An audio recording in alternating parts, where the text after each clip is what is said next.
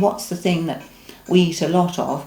And we eat a lot of Quorn, so that was my first point of reference to look up the possibility of what could have caused my problems. Quorn was approved for sale in the UK in 1985 and is enjoyed by millions of people. But some consumers have reported a violent reaction after eating it. I was in the bathroom with violent vomiting and diarrhea every 15 minutes for an hour to an hour and a half.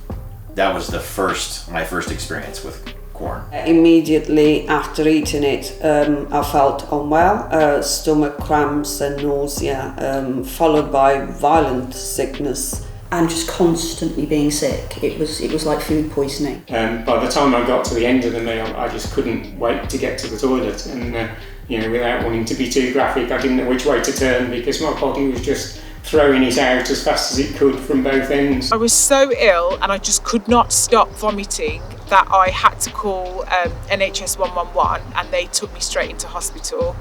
And I had to be put on a drip. But it was so violent. It just went on and on and on. And I was literally, in the end, I felt almost unconscious. It was like 4 or 5 hours of vomiting, and it was awful. And I thought I was going to die, and I was alone. And I had nobody to help me, to talk to. It was scary. I thought I was dying at one point. It was just horrendous.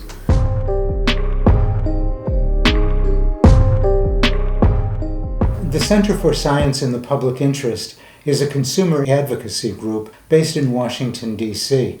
Most of CSPI's work has been focused on nutrition and food safety. And because I started working on food additives back in the early 1970s, I've followed food additives ever since and have gotten involved when I learned of a problematical ingredient. And Quorn was one of those ingredients that I had questions about beginning 20 years ago. When you go to the supermarket and this very attractively packaged product is there representing something that is not meat but is like it, you can make the same sort of recipes just using that as an alternative. And then we're going to add the Quorn mince. And Quorn mince is really low in fat, so it makes it a nice healthy dish. An interesting ingredient that it could lead to the production of healthy meat substitutes. And eating too much meat is a real problem, health-wise, environmentally. So first I thought Quorn was fine. And then I learned of people having adverse reactions to it. And the more I learned about it, and then we publicized it somewhat, and we began receiving hundreds of reports of adverse reactions, mostly gastrointestinal, diarrhea, vomiting, less frequently asthma, rashes, hives, and it could lead to serious anaphylactic reactions. Well, we ended up receiving well over 2,000 adverse reaction reports.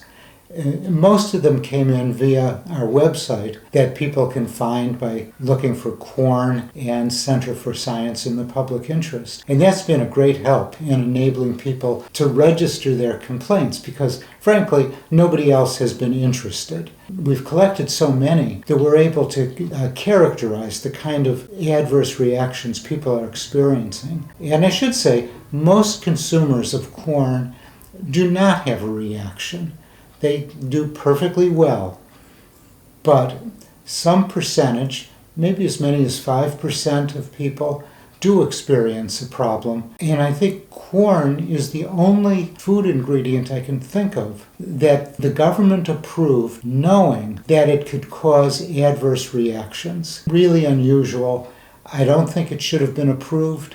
We have plenty of other meat substitutes that are available, that are tasty, that are healthy, environmentally sound. But for whatever reasons, the government said, let's go ahead with it. Quorn comes in distinctive bright orange packs and is usually found in the chilled meat-free sections of supermarkets. But what exactly is Quorn? I thought Quorn would have been made from a mixture of vegetables. I assumed it was some sort of soya-based product. I can't remember if it's a bacteria or a fungus that grows on mushrooms. I believe it's mycoprotein. I'm not 100% sure what a mycoprotein is. I had been led to believe that it was something to do with mushrooms, things like mushrooms. It isn't. For many years, at least in the United States, labels of Quorn and information on the website said that Quorn is related to mushrooms and truffles. They tried to convey the notion that you're basically eating a mushroom burger. But in fact, the key ingredient of Quorn, which they called mycoprotein, is really a soil fungus, a mold that they process in vats, and they use centrifuges and other things to make it an ingredient in food. And then they mix it with eggs and wheat and salt and various other food additives. At the time, I was the litigation director for the Center for Science in the Public Interest, known as CSPI. And Mike Jacobson, the executive director, had long been working on Quorn. He had compiled a long repository of people who had complaints after eating the product, all the way from stomach aches to severe pain, even in some instances people who had attributed death in their family to the product. A lawsuit was filed by private lawyers on behalf of Quorn purchasers against the company, alleging that the term mycoprotein, which is how Quorn is prominently described on its packaging and all of its labels and much of its advertising, the use of that term was deceptive, that it misled consumers into believing that this was a plant-based protein as opposed to vat-grown mold. As I understand it from the scientists, there are people, a significant sector of people have reactivity to mold. And at that point, we were able to force a negotiation whereby we finally agreed to withdraw our objection when, for the first time, Quorn agreed to carry a warning on the label which explains that mycoprotein is mold. And it goes on to say there have been rare cases of allergic reactions to products that contain mycoprotein. So again, that part, that second clause, is also new. Instead of attributing it to the high density protein, they're now accurately, in our estimation and with their agreement, attributing it to the presence of mold. But they still don't acknowledge that Quorn can cause these terrible adverse reactions. This time, the stomach spasms and the dizziness and nausea lasted for 3 days. I knew it was the exact same thing, and it was the only other time that I had eaten Quorn products, so I knew that that was the common denominator of my experience. I think people would be interested to know that the Latin name for the mold is Fusarium venenatum. And venenatum means venomous. And unfortunately, that turned out to be very prescient because this really is venomous. It does cause serious adverse reactions in all too many people. Was feeling quite sick, took myself to bed and was violently ill, literally every 20 minutes for several hours. And it was the sort of nausea and illness that even when you've been sick, I didn't recover, didn't feel well again.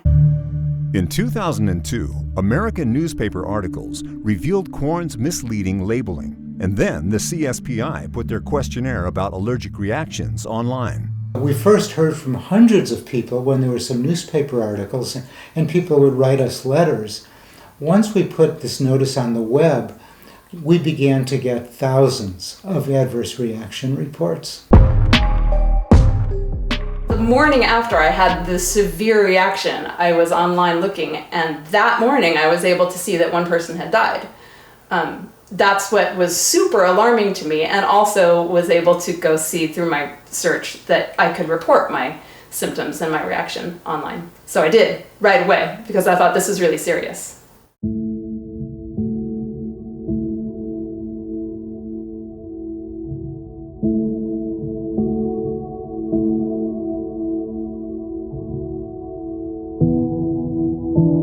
If you have expensive litigation because somebody has had a big health problem because of eating something, then surely that means that there is a warning light coming on and that something has to be done. The public need to be made aware. Found a case of a young boy where for over a year he'd had loads of time off school and hadn't realised, the mom hadn't made the link of the days that he had this recurring sickness was the days that they'd been eating Quorn, because those 2 and 2s aren't being put together. You know, I'm a teacher, and we always ask, especially on field trips, but it's known allergies are always stated up front. All teachers know, you know, for example, if you have a classroom party, that you don't bring things that have nuts. Peanut allergy is the biggest one, and as we know, can cause death. That's a terrible thing. It can be avoided by asking, does this product have peanuts in it? Yes. Okay, then avoid that product. There should be some type of information to the person who's eating it, the consumer. They should know what if Quorn is in a product that they're going to consume. I was in the school canteen and they had vegetarian sausages, and I asked them, are these Linda McCartney or are they Quorn? Because I know that they have both. At the same time, 2 members of staff answered, and one said Quorn and the other said Linda McCartney. But the lady that said Linda McCartney was the catering manager, so I believed her, and I ate them. And on the way home from work, I was on the motorway in my car and my stomach was turning, and I just knew that I'd had Quorn for lunch. And I literally ran into the house, and I was stuck in the bathroom for about 5-6 hours. And I was really, really, really ill. So I was really annoyed that the catering manager at my school was unable to tell me what I was eating. So it appears that not all catering staff are being alerted to any potential allergic reactions to eating Quorn. We commissioned a telephone survey in the United Kingdom and found 400 people said they had consumed a Quorn product. And then we said, well, did you experience an adverse reaction? And something like 4.5% of those people said they experienced an adverse reaction. Almost all of them were gastrointestinal. So I wanted to share my information, and I reached out to the company itself and sent them a statement and a report of what I experienced. But then I also followed up with another organization in Washington, D.C. We published a report on the survey and on the reactions of 1,752 people in 2018. And that's probably the best compilation of information about the health effects of Quorn. Quorn currently state that an adverse reaction occurs only once in 1.85 million servings, a hugely different figure to that found by the CSPI survey. Quorn contends that only a minuscule number of people are adversely affected. The makers of Quorn have contended that our data is simply anecdotal, but I think the way they present their information is very misleading. Sometimes they say, well, we've only received this many adverse reaction reports, but obviously very few people write a letter to the company saying, oh, we had a problem. And then sometimes they say, well, it's only one adverse reaction for every 1.8 million servings. But that's misleading, because the people who have adverse reactions may stop eating it after one serving, whereas people who do not have adverse reactions might eat 10, 20, 30 servings of Quorn. I think at the end, our telephone survey is the only good objective information about what percentage of people experience adverse reactions. And that could be as high as 5%. The CSPI obtained information that Quorn was well aware of adverse reactions as long ago as 1985, but kept a lid on it.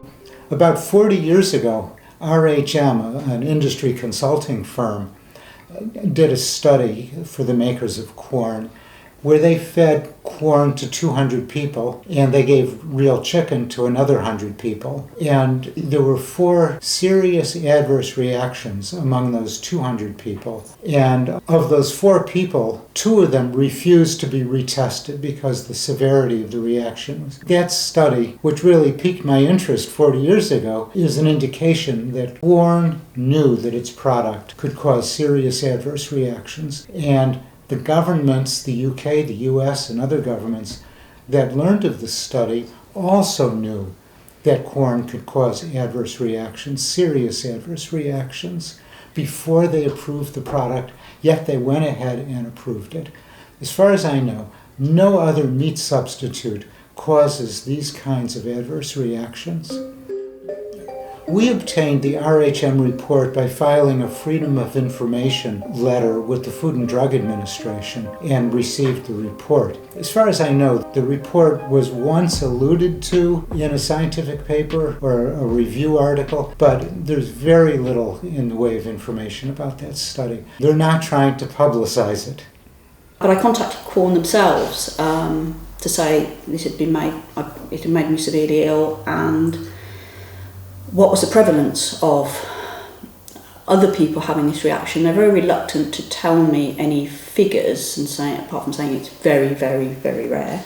And their initial response is that, oh, you're obviously upset to high or gluten intolerance or IBS or high protein has been the effect. And I'm going, no, because I eat lots of high protein foods and it isn't any of those things. I know it is allergic reaction to your product. They've also sent me, which I didn't actually request, was some actual microprotein here, which I won't get out because I don't want to touch it.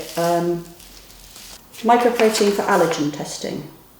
So that makes me think that they have the process in place. They must have enough people contact them requesting those. But they must know that there is a reasonable proportion now for them to have the process in place to send out samples for allergen testing. But they won't tell me how many cases they've had. So I feel they're not being 100% honest, that they could acknowledge this a bit better, that they could take the lead on this and acknowledge that there is a percentage, and it probably is a small percentage of society, but we need to know that should we have a bad reaction to it, that we are possibly allergic to it, and to avoid it in future. That isn't going to massively cut down their market share, but it will show them as being a responsible company. Consumers expect companies to be clear about what their food products contain, about possible adverse reactions, and not to publish misleading advertising. I've seen some Quorn advertising that is, again, deceptive. A woman is holding a little green plant, a seedling, in some dirt, and the implication is that Quorn is related to a plant. It's not. It's a mold. And if Quorn is related to anything in that ad, it is the soil that the plant is in, because that's where the mold comes from, the soil. I think it's just a manufactured thing that people are conned into thinking, like I was, is a viable meat alternative that is healthy. I can't see that food that is made from a mould is healthy. It just doesn't seem right to me. And I feel that they try and make out that they're very ethical and green and plant-based when it's not. It's a sort of factory-grown, manipulated, highly processed product. Quorn is not even a nice product to eat, to be fair. It doesn't taste nice. To know what's in Quorn, it's even more damaging. Quorn is marketed as being an excellent source of protein, but how nutritious is it? Quorn is decently nutritious. It has decent levels of protein and other nutrients. It's low in saturated fat. It's a little high in salt, sodium. But it's not something really outstanding in the food world. The makers of Quorn have sometimes said, well, these adverse reactions may be caused by the high content of protein or fiber. It doesn't have all that much protein or fiber. It has less protein than a simple hamburger, and it has about as much dietary fiber or roughage as 2 pieces of whole wheat bread. Those don't cause these kinds of adverse reactions. It is the mycoprotein, the mold, that is causing the adverse reactions. And there's actually a scientific study that identified the particular protein in Quorn that causes these adverse reactions. I had an episode later in the middle of the night and had to try and get out of bed with both legs completely fully cramped so I could barely walk to the bathroom.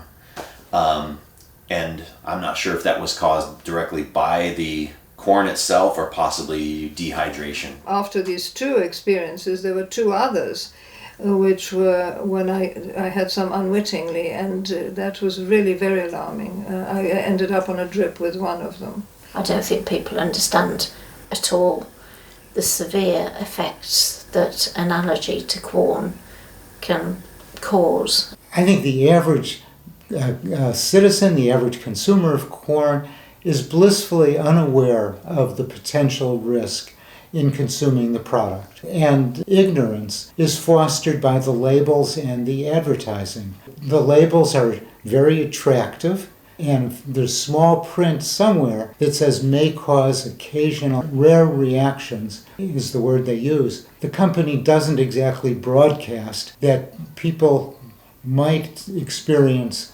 severe vomiting after they consume a serving of Quorn. Can you see any allergy warning on this packet of Quorn? I can't see any on the front. Well, it should really be on the front, but I can't see it there. For the back? I can't see anything at the moment, nothing stands out, nothing's obvious. There's lots of writing here, hang on. Oh, spotted it, but it's too small. I can't see anything about allergies or allergens at all. Here in the corner under the ingredients, allergy advice. I wouldn't have seen it without my glasses though. Definitely should be bigger, maybe on the front. A lot clearer, bigger and bolder.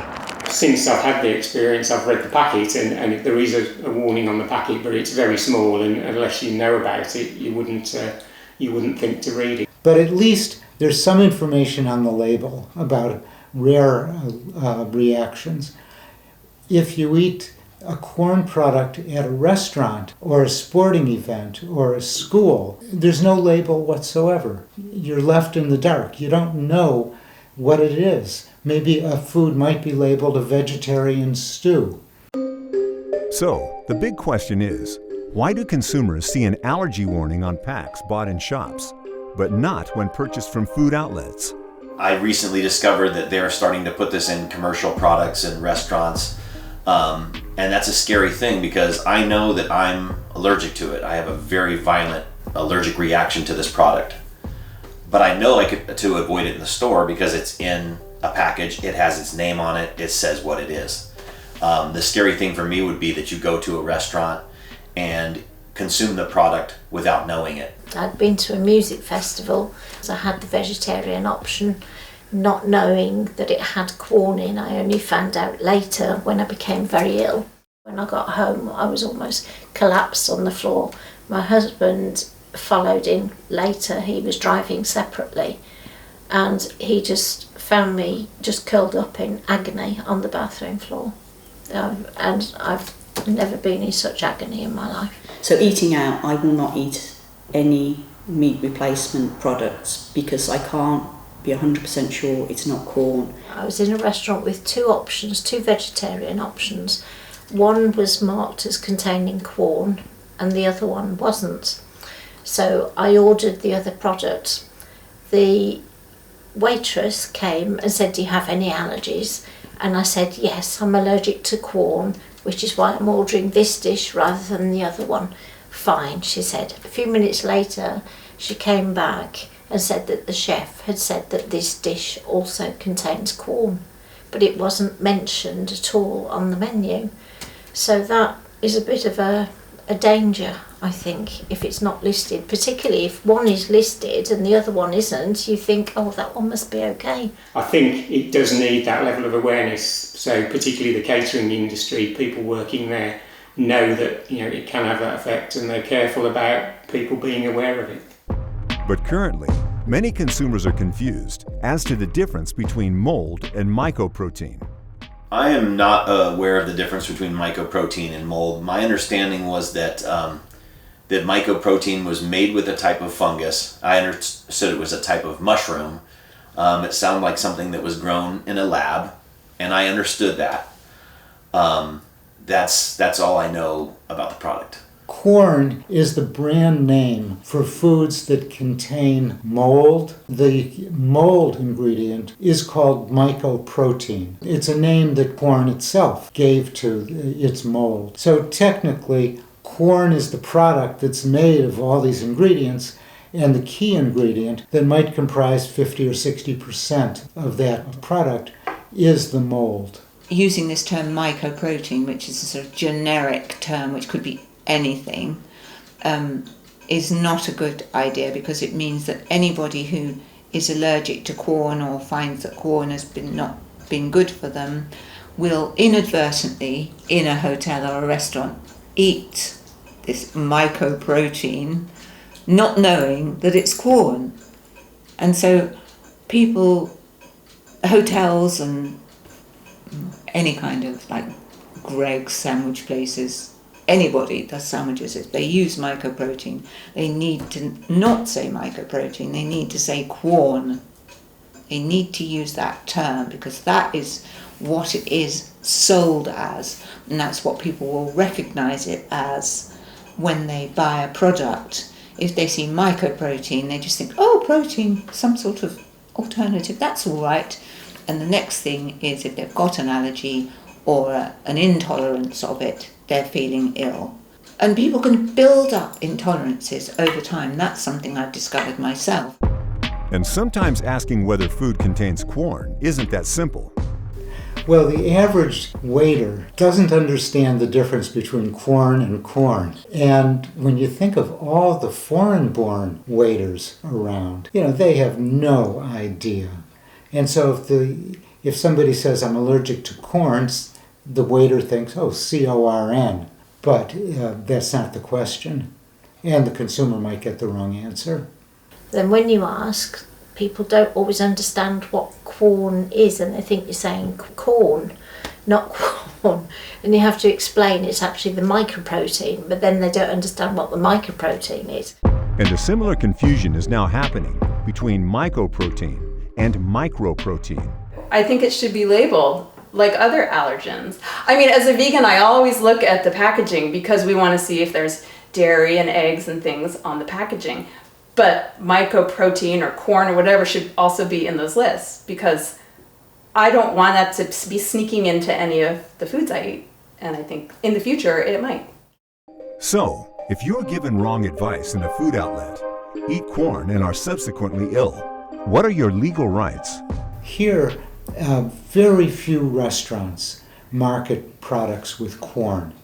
If they did and somebody suffered an adverse reaction, a restaurant could be sued, but I think the victim would have to have asked the server at the restaurant, does this food item contain Quorn because I'm allergic to it? So the responsibility would be put on the diner, but if the restaurant is serving Quorn and didn't tell the consumer, then they clearly could be sued. I was staying in a Premier Inn in Scotland when we were ordering full English breakfasts. I asked the waiter to make mine without the meat. He kindly offered me vegetarian sausages instead. I asked if they contained Quorn, and after a journey to the kitchen, he returned to tell me that they only contained vegetables. I ordered 2 of them. About 15 minutes later, on my way to work, I started to experience my usual Quorn symptoms of nausea, sweating, stomach cramps, and the need to visit a toilet as soon as possible. I phoned the Premier Inn to confirm whether the sausages contained Quorn and was told that they were really sorry, but that they did in fact contain Quorn. What was so frustrating was that if I'd just been given the correct information, my illness could have been so easily avoided, as I know I have this horrible reaction every time I've eaten Quorn. I contacted Premier Inns by post, email and website complaint form, but couldn't get any response.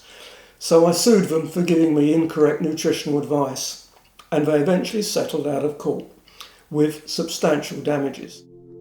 But companies are reluctant to warn customers about Quorn because the food standards agencies will not list Quorn as an allergen. I've met with people from the Food Standards Authority and got nowhere. I filed complaints with some of the county trading standards authorities and gotten nowhere. There's just very little interest. And I suppose one major difference between Quorn and the other allergens, like dairy and eggs, is that those ingredients are in thousands and thousands of foods. And we buy them, we buy bread, we buy milk, but Quorn is just one company's product, a much smaller footprint in the food supply. And, certainly many more people have gotten allergic reactions to eggs or peanuts than to Quorn, because many fewer people have consumed Quorn products, whereas basically everybody has consumed eggs or wheat at some point in their lives. In the UK, the Food Standards Agency still insists that adverse reactions to Quorn are not numerous enough for them to consider listing it. Food Standards Authority is very reluctant to include Quorn into their list of known intolerances.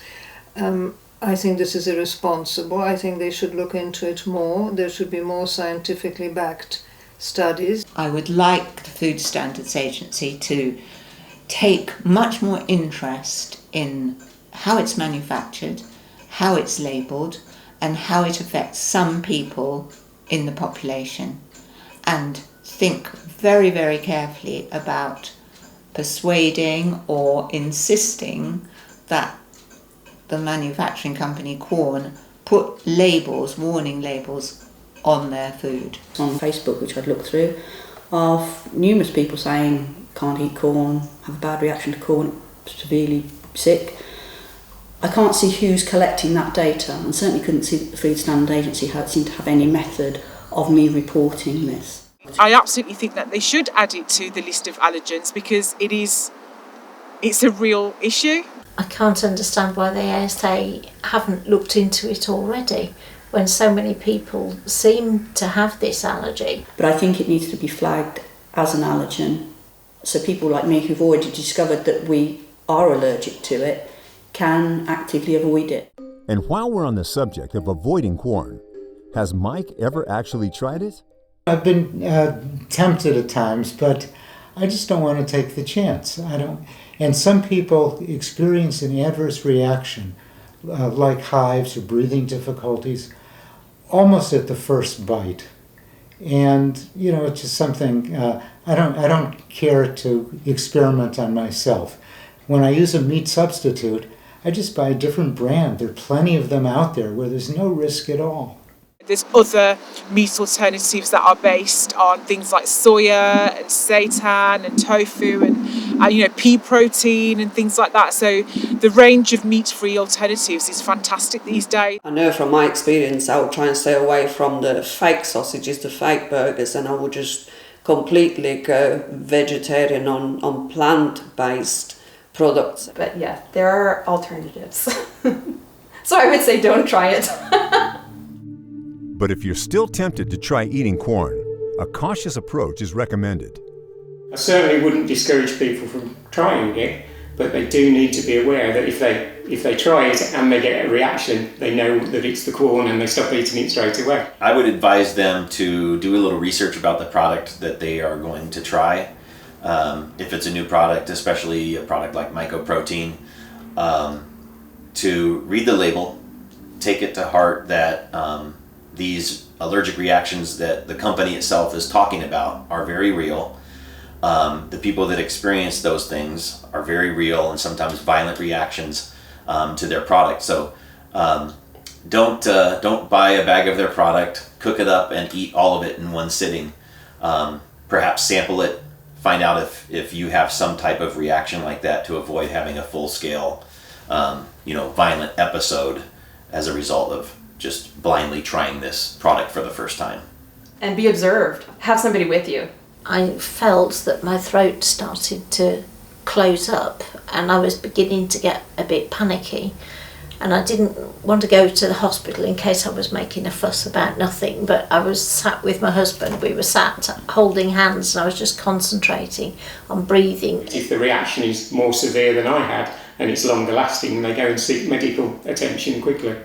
And they can tell the people that it's possibly the Quorn that's caused the problem. And with my experience, if I'd have been aware it could cause problems, I'd have stopped after the first time because I'd have realised it was the Quorn rather than carrying on and having it again and having the same experience again. Don't touch it with a barge pole.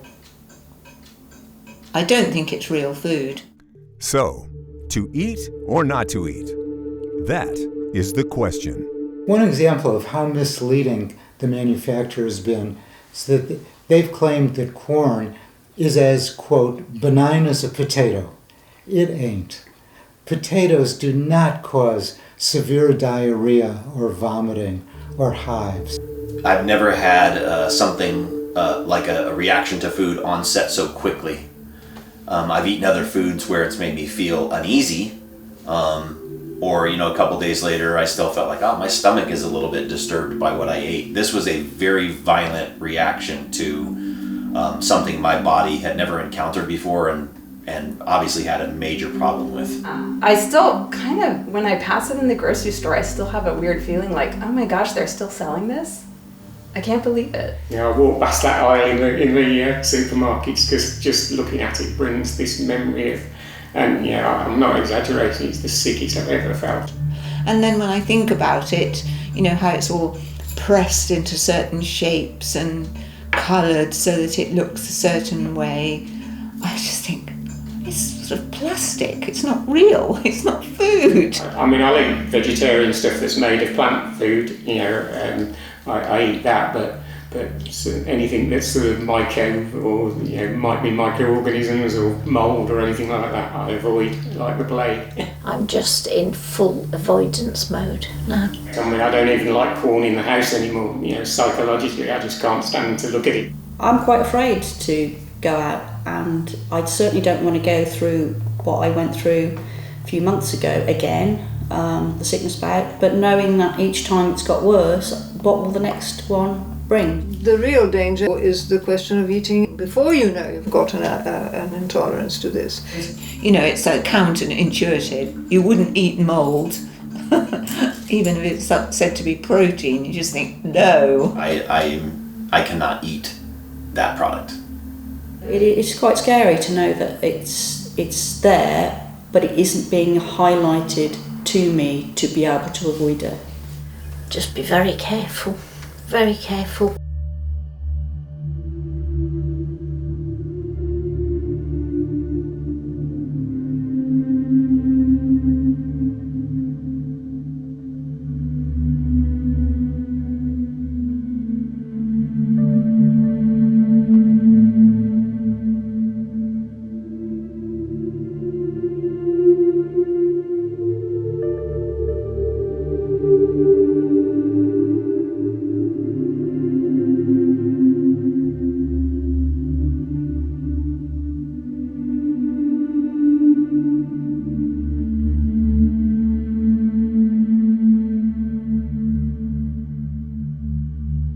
You might have a violent GI reaction, should be somewhere on there. And I don't know, I think that, more public awareness. This is a great thing that you're doing.